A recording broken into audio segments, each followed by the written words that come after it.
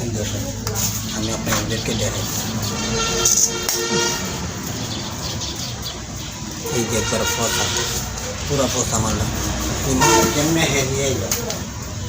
আমি অনেক টাইম ধরে চিন্তা করতেছি যে এই ফসা মারলাম কী করবো, আমি পুরা ফসা মারলাম। যাক, আমি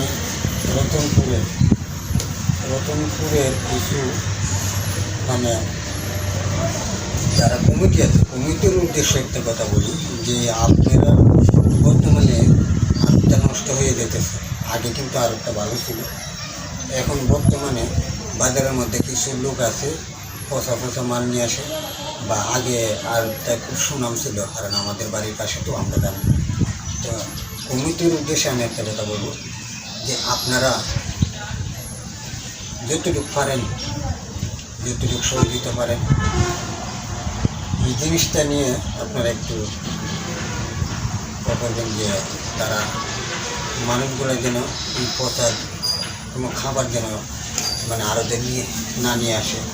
আর এগুলো নিয়ে মনে হয় যে মানুষের ক্ষতি, একটা মানুষের যখন থাকবে তারাও শরীরের ক্ষতি। ভালো কিছু নিয়ে আসেন, 5 টাকা দামি দামি 45 টাকা কেজি, 40 টাকা কেজি আরও। এখানে আমার কমসে কম 20 কেজি মাল নষ্ট হয়েছে। 40 কেজি বাদ দেন, 40 কেজিটা আমি করলাম না। তারপরেও 20 কেজি মাল 40 টাকা করে এলে কত টাকা দেবেন? আমার প্রায় এখানে 1200 টাকার মাল। তো যাক, ভিডিওটা করলাম। আপনার যদি ভালো লাগে থাকে তাহলে ভিডিওটা একটু শেয়ার দিবেন। আর যারা আরও দেন তাদেরকে একটু হিসাব করে কিন্তু মালটা কিনবেন। সবাই ভালো থাকবেন, সুস্থ থাকবেন।